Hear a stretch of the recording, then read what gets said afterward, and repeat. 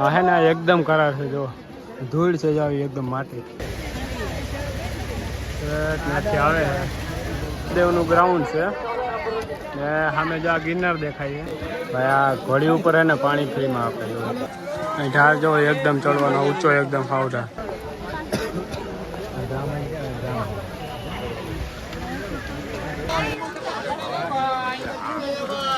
આખે આખો હે ને પહાડ આવી રીતે ચડવાનો છે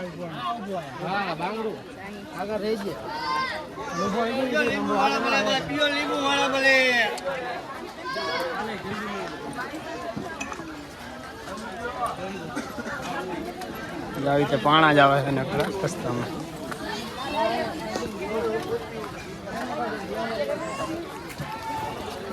બધા લોકો આવે જો વિજયને અડધા આપવા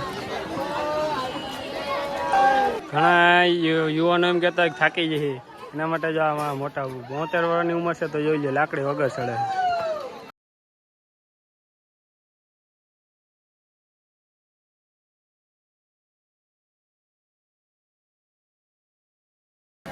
ઢાળ જો એકદમ ચડવાનો ઊંચો એકદમ ફાવડા જેવી રીતે ઢાળ ચડવાનો હોય ને એવી રીતે જ ઉતરવાનો હોય છે ને આમ જો એકદમ કરાડ છે ત્યાંથી ચડી પાણા ઉપરથી આવી છે ને લોકો એમ કહીને આગળ જવાનું લોકો જઈને નકરા પાણા જ છે પોલીસની નાવતી એવી છે હવે ઘોડી ઉતરવાની છે આપણે ચડી તો ગયા છે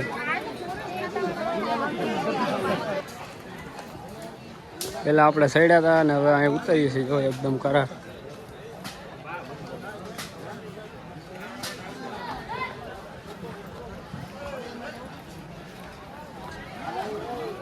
ભાઈ પેલા માથે આવતા હતા ત્યાં બહુ ડેન્જર રસ્તો હતો એટલે આપણે પાછા સીડી ઉપર આવી ગયા છે પગથિયા ઉતરવા હા એકદમ કરાર જ છે આવી ગઈ સારું છે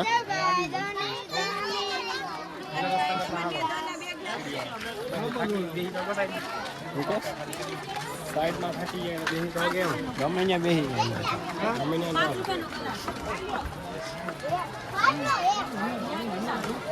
ભાઈ આ ઘોડી ઉપર હે ને પાણી ફ્રીમાં આપે જબરા કહેવાય ત્યાં લગન પાણી અહીંયા ફ્રીમાં આપવું ને એટલે બધા પબ્લિક એમનો બધું અહીં થોડુંક કચકણ જેવું છે તો શું કરવું આ એક મંદિર આવ્યું હોય ને આપણે ઘોડે ઉતરી ગયા છે અહીંયા અત્યારે ટ્રાફિક એવું છે એક ઘોડી માનું ઉતરે ને તો જ અહીંથી પાછી બીજી ઘોડી ચડવાનું ચાલુ થઈ જાય બીજી ઘોડી ચડવાનું ચાલુ થઈ ગઈ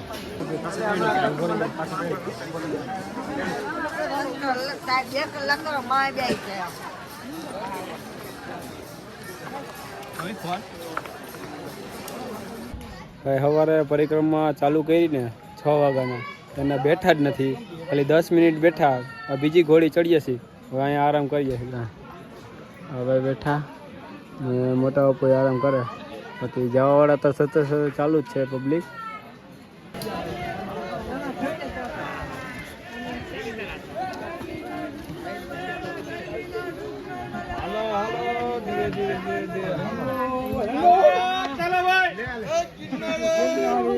હા હે ને એકદમ કરાર છે જો ધૂળ છે જ આવી એકદમ માટી પગથિયા કે કાંઈ છે નહીં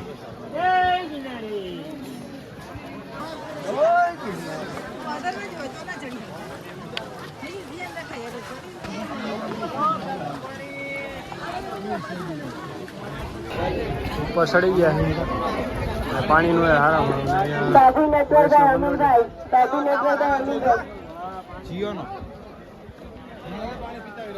હવે આપણે પાછા ઉતરવાનું હવે ઉતરવાનું ચાલુ અહીંથી પાછું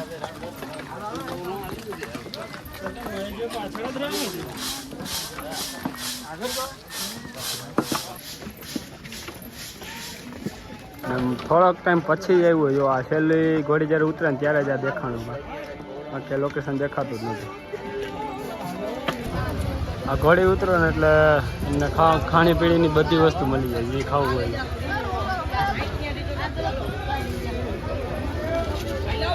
ઘોડી ઉતરી ગયા ને હવે કંઈ ઘોડી નહીં આવે, હવે સીધો હાલવાનું જ રહે. શ્રવણનો બદલો કહે છે, બધા પગે લાગે છે ને ત્યાંથી આવે છે. આ બાજુ છે ને બોરદેવી જવાનો રસ્તો છે. ભાઈ સાદો ઠેલો હોય તો એ ઠીક છે, આ લોકો જો માથા ઉપર ઠેલા લઈને છે, એ લોકોને કાંઈ ફેર ન ગજબ કરે ભાઈ સત. બોરદેવી પચવા આવ્યા ને અનક્ષેત્ર અહીંયા છે ને રસ્તામાં ઘણા આવે છે, જોવો તમે.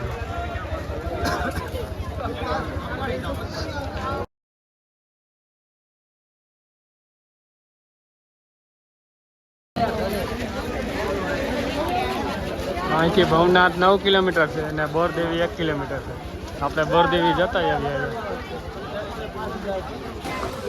બોરદેવી જવા માટે છે ને અહીંથી અત્યારે તો 800-900 મીટર હોય છે.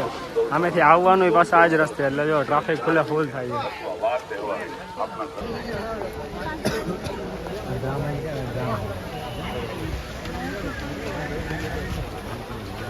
બોરદેવી પહોંચી ગયા છે.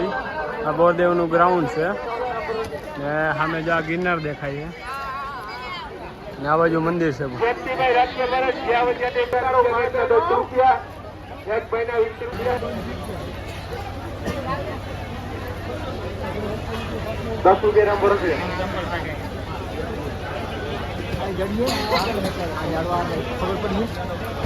બોરદેવી ભૂલે કોઈ ટ્રાફિક થઈ ગયું હોય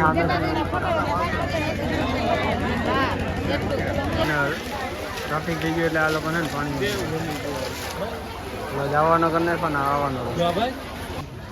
બોરદેવી છે ને જો બધા માણસો વધારે રાત રોકાય, વધારે રાત રોકાવાળા બોરદેવીમાં હોય. બાકી સામે આવવામાં ટ્રાફિક ફૂલ છે.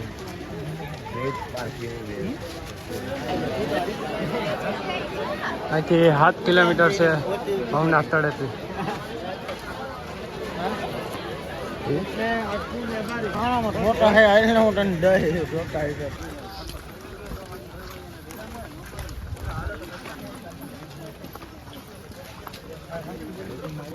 ભવનાથ હવે 2 કિલોમીટર જ છે. મોટા પણ કાંઈ ફેર નથી પડ્યો. શું કે અર્ધા કઈ થયું? બિંદાસ છે. અરે કાંઈ થયું નથી. આમ હોવું જોઈએ ભાઈ, પરિક્રમા આખી પૂરી કરી નાખી, કાંઈ ફેર નથી પડ્યો.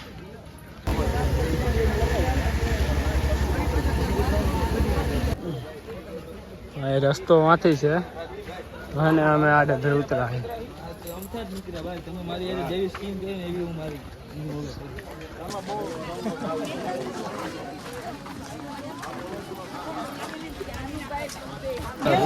તો આપણે ફાઇનલી હે ને 6:20 થઈ અને ગેટે પહોંચી ગયા છે ભવનાથના.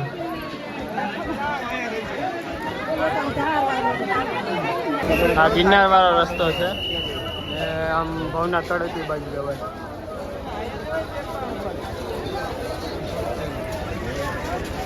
ફૂલ ટ્રાફિક છે.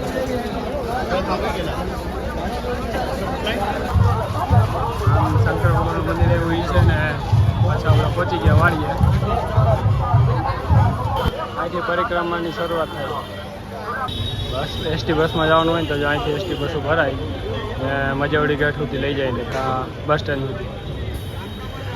ભાઈ સવારના 6 વાગે ચાલુ કરી હતી પરિક્રમા ને સાંજે 6:30 પૂરી કરી નાખી. એક દિવસમાં જ પૂરી કરી નાખી ને પગને કંઈ બહુ દુખતું નથી. 12 કલાકમાં 36 કિલોમીટર કાપ્યા છે ને અત્યારે હવે જાય છે ઘરે. જો વિડીયો ગમ્યો હોય તો લાઈક, શેર ને સબસ્ક્રાઈબ કરવાનું ભૂલતા નહીં.